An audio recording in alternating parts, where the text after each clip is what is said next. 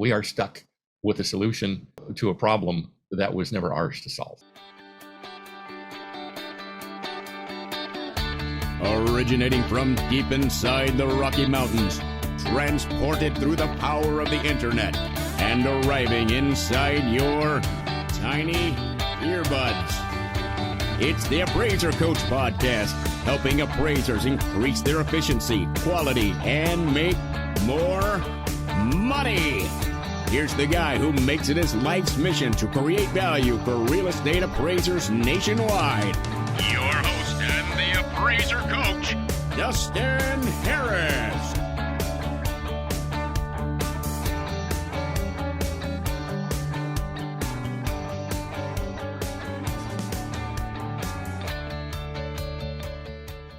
Welcome to the program, everybody. Dustin Harris hanging out once again in the podcast chair. Can't wait to welcome my good friend Tim Andersen back to the microphone. But first, I want to pause and remind you that we're sponsored by Alamode Software. Alamode is something that my office uses every day because it's the best, folks. It gives me all the tools I need to be the very best residential appraiser that I possibly can be. Check them out by going to their website at alamode.com. Very simple, alamode.com, or pick up the phone and call them at 800-ALAMODE. And of course, we're sponsored by Working RE magazine. Working RE comes to my inbox at least once a week, maybe sometimes a little bit more. Sometimes I'm interested, sometimes I'm not, but I'll tell you folks, they are on top of what's going on with the appraisal industry. If you want to know what's going on in your chosen profession, it is the place to be. Go to workingre.com. Again, it's workingre, as in real estate.com. My good friend, Mr. Tim Andersen, the appraiser's advocate, the USPAP expert out of sunny Florida. Welcome back to the program, Mr. Andersen.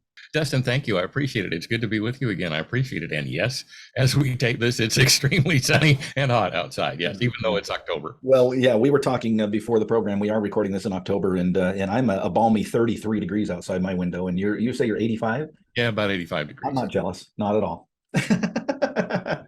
All right, my friend. Well, welcome back to the program. Tim, of course, comes on pretty frequently, and we talk about questions that have come in from our loyal listeners, sometimes from my all-star team, sometimes just from random folks, and they reach out to either Tim or myself, and we call this the Dear USPAP instructor sessions. And Tim, we're going to start out with a question that came in just recently. In fact, it was a statement on one of my Facebook pages, and sometimes they'll post the quote unquote revisions of the week. Not that we do them weekly, but they like to throw these things out, and usually they're looking for some feedback. Of course, our members gave them a little bit of feedback, but this was the revision of the week. In other words, they had turned in an appraisal, and then this had come back from one of their underwriters. Quote: "Please provide 3 approaches to value or an explanation as to why you departed." And then he followed up and he said, "I thought the departure rule was removed several years ago." What say you, Tim? Well, he's right. The departure rule was removed several years ago. In fact, it was 2006. And the reason it was removed is because it was stupid in the first place. And nobody understood it in the second place. And the state appraisal boards did not know how to enforce it in the third place because nobody could define what a self-contained appraisal was. Nobody could define what a summary appraisal was. And what was then called a restricted appraisal had a little bit clearer definition, but nobody was doing them. So a Destin departure doesn't exist. Okay. Now, it's probable that the underwriter, or whoever is asking for that revision, just use that word rather than actually refer to departure itself. Now, a couple of things that we need to keep straight. Number one, there is absolutely no reason to provide 3 approaches to value if 3 approaches to value are neither applicable nor necessary to the formation of a credible value conclusion. Okay. If they are, then we should include 3 approaches to value. If there are not, then we don't. The underwriter has the right to ask for whatever the underwriter wants to ask for. But then the underwriter can also ask for an ice cream sundae as part of the appraisal. And we're under absolutely no obligation whatsoever to provide anything the client asks for if, in our professional opinion, it is not going to enhance the credibility of the appraisal or the clearness of the appraisal report. So saying you got to send 3 approaches to value, there's nothing wrong with the request, but no, the appraiser does not have to send all 3. And while I would recommend the appraiser do all 3 simply for the analytics, there is no reason to include, for example, an income approach on a property in which there are the income approach does not show anything that the analytics of the sales comparison approach do not already show. And in fact, that's how you omit an approach. You say, look, I did the cost approach, I did the income approach, I did them 3 or 4 different ways, 3 or 4 different times, and they didn't show me, they didn't tell me, they didn't disclose to me anything that the sales comparison approach didn't already show me. Therefore, while I did them, they're not part of this analysis and they're not part of the report. So, Mr. Underwriter, take your silly ass request and shove it in your ear. I wouldn't recommend you put that part in. So if I could just back up for a little bit, I was taught in 1996, and if I remember correctly, the departure rule, if you will, basically said you must complete all 3 approaches to value unless they're not applicable. And thus, if they're not, you basically say in your report, I am departing, I'm invoking the departure rule. I mean, you don't have to use this exact language, but I think I use something similar. I'm invoking the departure rule and not including the cost approach because blah, blah, blah, blah, blah. And what you're saying is in 2006, the departure rule, as far as USPAP, went away, but we're still, as appraisers, supposed to look at all 3 approaches. And whether we include them or not, we probably should explain, maybe not using the terms departure rule, we still should explain why we did not include the income approach. Is that kind of what you're saying? Yep, more or less. That'll work. Yeah. That'll work. And if we don't include an ice cream sundae, we need to tell them why that's not included, right? Because they don't deserve an ice cream sundae. All right, fair enough, my friend. So the mistake here is not that. In fact, I'll just read this again, just for clarification for the listeners. Here is the revision that came in from this individual, or from this individual's underwriter, or whoever sent it. Right? Please provide all 3 approaches to value, or an explanation as to why you departed. He got hung up on the departure part of that. What you're saying is, if it said, please provide all 3 approaches to value, or an explanation as to why you didn't, that probably would have been a little bit more clear and not invoked such emotion. Yeah, we're dealing with the typical low wattage AMC reviewer who basically cannot come in and out of the rain without specific instructions. So, yeah, there was no departure, and that was just, to me, it sounds as nothing more than the unfortunate use of a word that to us as appraisers has more than one meaning. But I don't think the low wattage reviewer was trying to invoke departure, because there's no departure to invoke. Very good. I'm going to tell you about a high wattage company called Working RE. Tim, you and I both love good education, information. I think information is power, and what we do with that, of course, is our own decision. But to know what's going on in our chosen industry, to catch up on what lawsuits are out there and what changes are being put forth, the people over at Working RE magazine are on top of it, folks. And I'm telling you, this information is worth way more than you're going to pay for it, because you're going to pay absolutely zero. This is free, other than your time to read each of these articles that come across. I highly recommend that you sign up for their blog, going to workingre.com. Wait for just a few seconds. They've got one of those little pop-up. I know they're annoying. When they pop up, put your email address in there, folks. I promise you, you will not regret it. You'll get some great information on what's going on. And right now, with the slowdown, the interest rate's high, why not take some time to inform yourself as to what's going on in the appraisal industry? Again, it's workingre.com, workingre.com. I want you to ask yourself, just internally, what you are using for your appraisal writing software, and is it the very best? And I know some of you are saying, well, yeah, Dustin, we're slowing down. Maybe I don't want to pay that high. Folks, I'm telling you, what is your time worth? What are you worth per hour? Can you utilize that time more effectively by utilizing a better software? I promise you, you can. That's why I have always been and continue to stick with Alamode. Check them out by going to their website. Folks have all kinds of training videos, all kinds of information at alamode.com. Or I would encourage you to pick up the phone, call the friendly people over at Alamode, and ask them why they're different. Tell them which software you're using. They will answer you. They will show you why they are different than what you're currently using. It's 800 Alamode. One more time, 800 Alamode.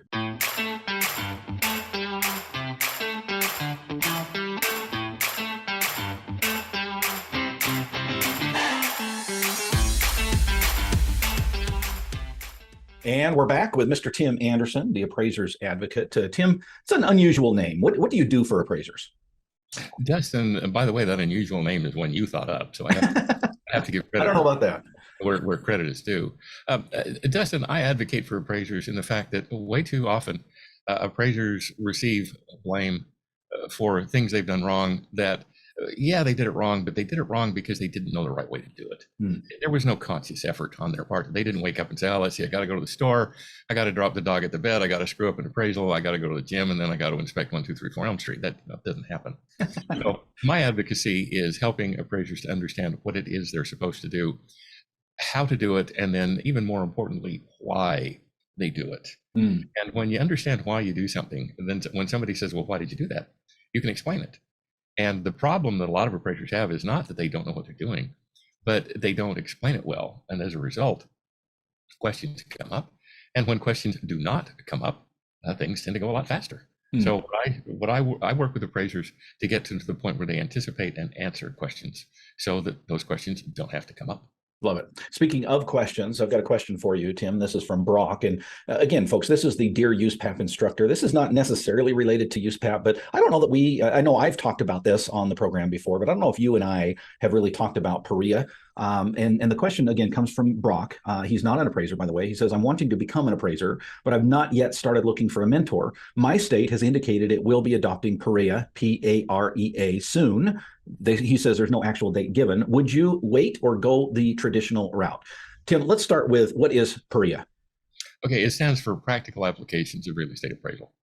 And what it comes down to, Dustin, is the appraiser mentor, or I should say the mentor appraiser model.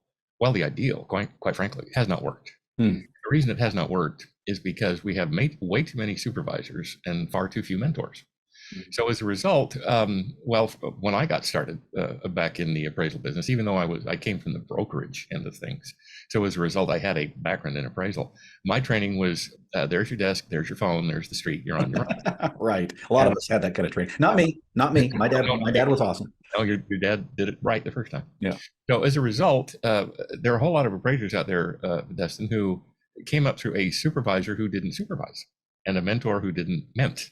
I don't know what the verb there is, who didn't mentor. And as a result, the appraiser passed some tests and did what he or she had to do to get certified or licensed.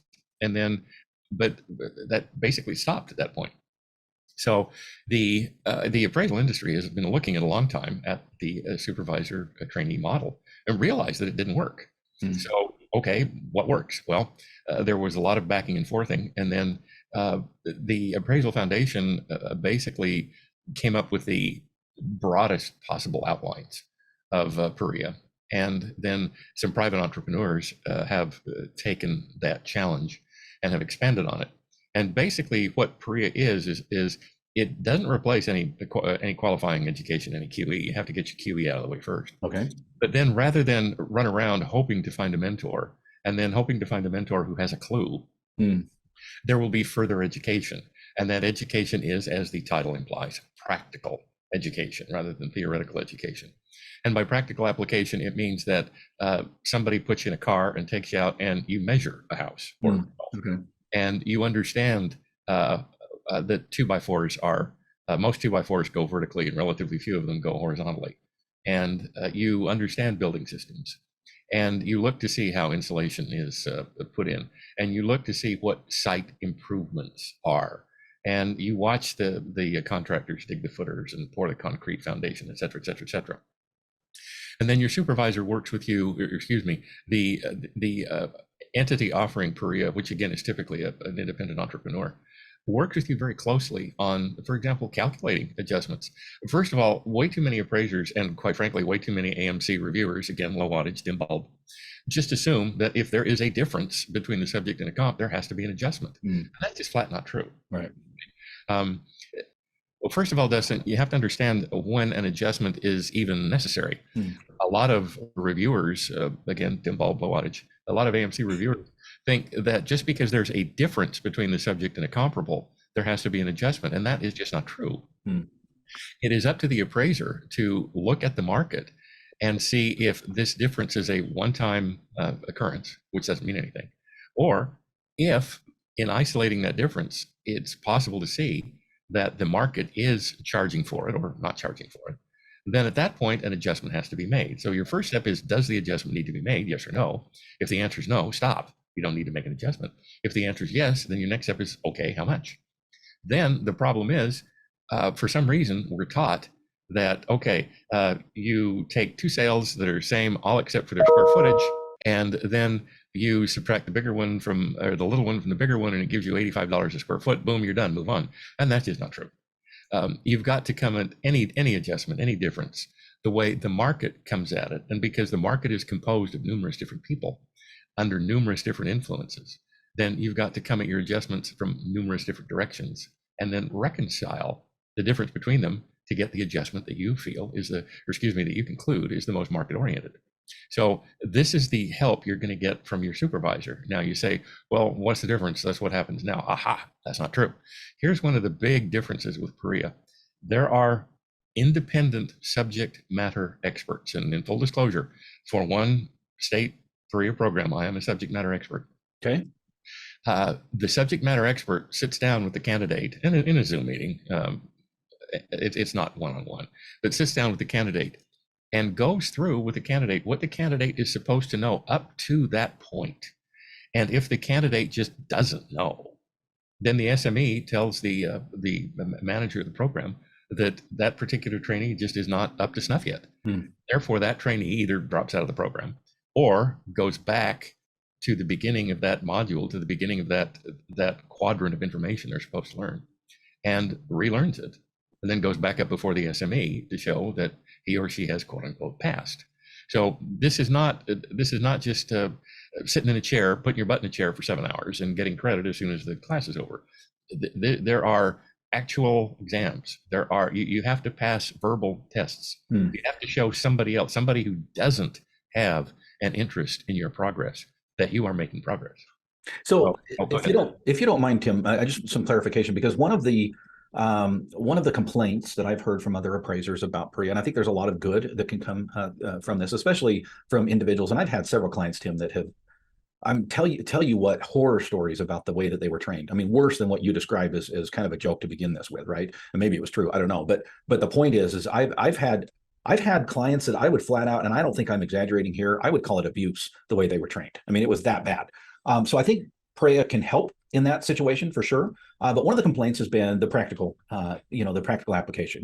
Can you learn how to measure a house from YouTube is the phrase that's being thrown out there, right? But you're talking about some actual practical application.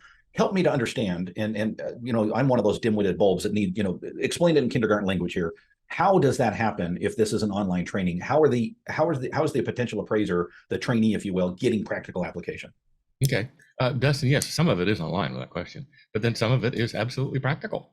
And when your state approves the program, and eventually the state will have to approve the program, even if it's offered through a private entrepreneur. But when the state approves the program, part of what it approves is the fact that the trainee, the appraiser wannabe, is going to have to get out and go measure a house. And whether that's with a tape or a laser measure, that really doesn't make any difference. But it does, Tim. I'm not talking about the square footage. I'm talking about the experience. The appraiser wannabe is going to have to show somebody that they know how to slap a tape upside a house, or they know how to use a disto. And I was talking with an appraiser this morning who was, let's just say, is on the wrong end of a letter. Okay. The state, we'll just put it out over the square footage of a house. And this particular appraiser was indicating that it couldn't possibly be a mistake because this particular appraiser personally went to the house and measured it. Unfortunately, when they went back, they had measured it wrong. Or maybe the house shrank. Well, it rained and the house shrank. Yeah, exactly. That happens so often. It's such a terrible thing when houses shrink. Social problem we've got to do something about. Ranks right up there with people with recalcitrant plebny. But the appraiser is going to pay a penalty.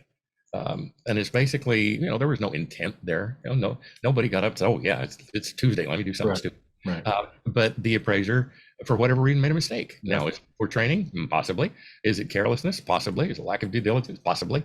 But the point is, with PAREA, you're going to have to demonstrate to someone other than somebody who isn't going to make money if that report doesn't go out the door. You're going to have to show that person that you have a clue what you're doing and you know what to do and how to do it. Now, again, this is not, you're not expected to sit down for 6 weeks and learn everything there is to know about real estate appraisal, but you are expected to learn some basics. And then in the next module, you learn some more. It's a little bit more advanced. In the next module, you learn some more. It's a little bit more advanced. So it's a progressive system. You can go through licensure if that's where you want to stop. You can go through certification if that's where you want to go.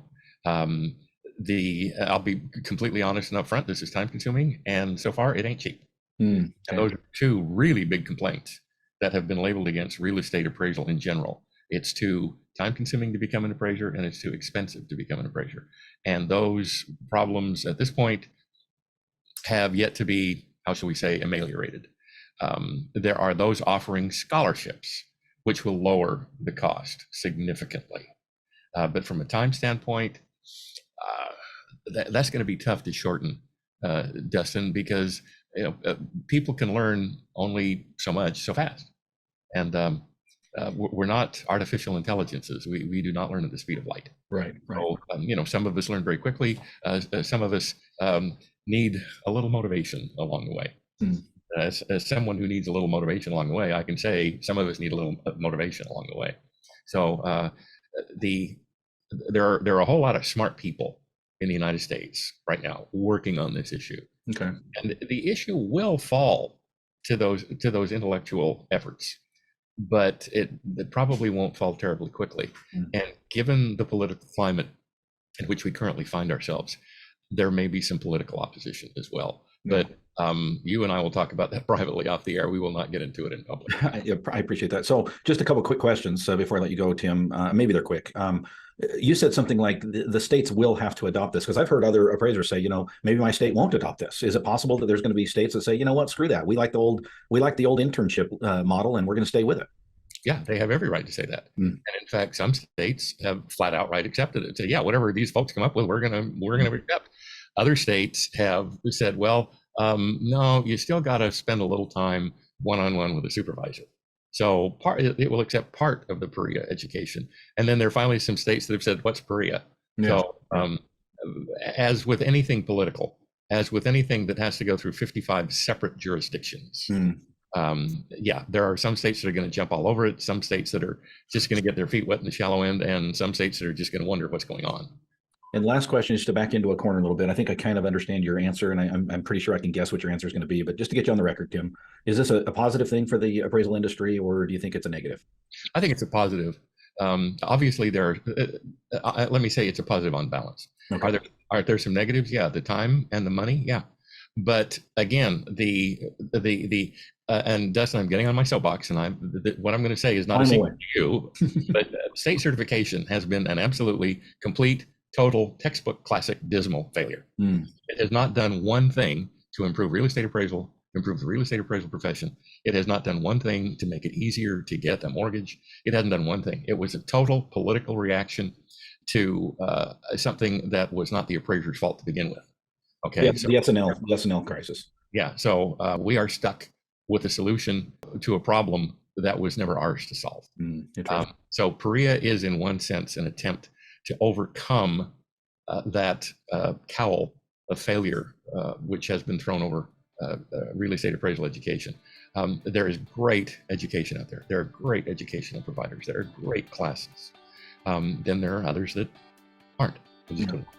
So the answer to your question is, do I think PAREA is a positive? Yes, on balance, I think it's an educational positive, and the appraisers who go through it, I think, will be better appraisers for it. Thank you, Tim. What is your contact information if some of our listeners would like to reach out to you for your wonderful services? Tim@theappraisersadvocate.com. Thank you, my friend. My best to you, your family, and thanks again for being on. Dustin, thank you. I appreciate it. It's always a pleasure to be with you. You've been listening to the Appraiser Coach podcast with Dustin Harris. If you like what you hear, please give us a 5-star rating and post a short review on iTunes. For more in-depth insider information on how you can make more money as a real estate appraiser, visit theappraisercoach.com and sign up for the All-Star team today. Thanks for joining us. And now, get out there and create some value.